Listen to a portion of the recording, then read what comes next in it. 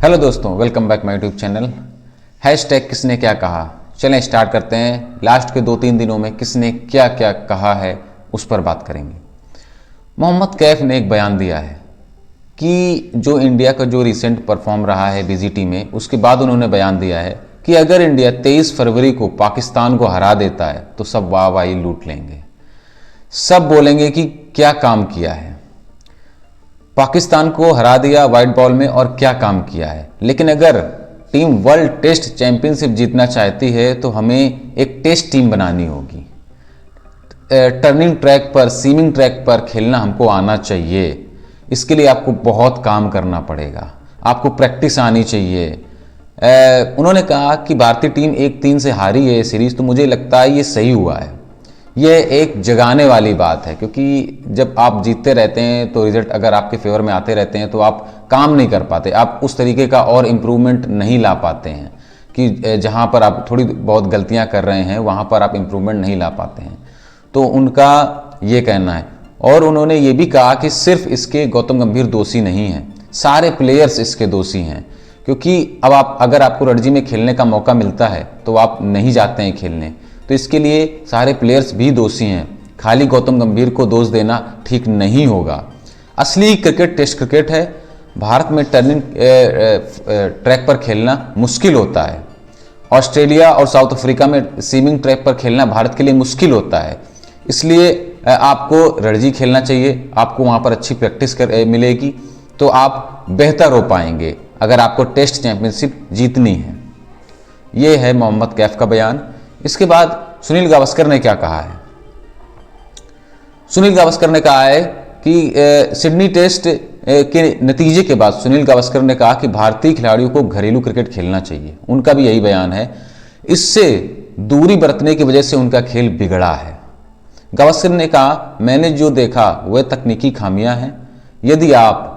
यदि आप समान गलतियां कर रहे हैं, मतलब कंटिन्यू एक जैसी अगर आप गलतियां कर रहे हैं तो मैं केवल इस सीरीज के बारे में बात नहीं कर रहा हूं, पिछले काफ़ी टाइम से चीज़ें होती आ रही हैं। मैं न्यूजीलैंड सीरीज के बारे में भी बात कर रहा हूं। डेफिनेटली उन्होंने बोला कि न्यूजीलैंड की सीरीज में भी आपने कुछ इसी तरह की गलतियां करी थी। गावस्कर से सिडनी टेस्ट के दौरान पूछा गया था कि क्या भारत को ऑस्ट्रेलिया दौरे पर आने से पहले यहाँ की पिचेज के हिसाब से तैयारी करनी चाहिए थी। तो इस महानतम क्रिकेटर ने कहा कि अरे हमको क्या मालूम है क्रिकेट, हमको तो क्रिकेट आती ही नहीं खेलनी, हम तो वैसे ही टेलीविज़न के लिए ही बातें करते रहते हैं, हमारी कौन सुनेगा भाई। ये तो हम तीनों ऐसी ही बातें कर रहे हैं, क्रिकेट की टेलीविज़न हमारी कोई बातें नहीं सुनता। अभी जो मैंने कहा उसके ऊपर ध्यान दीजिए। चले जी, अब बात करते हैं रवि शास्त्री ने क्या बयान दिया था जसप्रीत बुमराह को लेकर।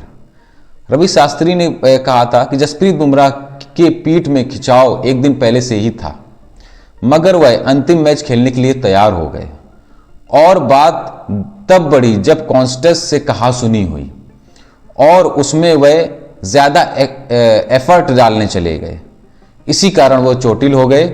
जसप्रीत बुमराह का यह सीरीज में कम से कम 40 विकेट होता अगर वो चोटिल नहीं होते तो, और यह सीरीज 2-2 से ड्रॉ होती।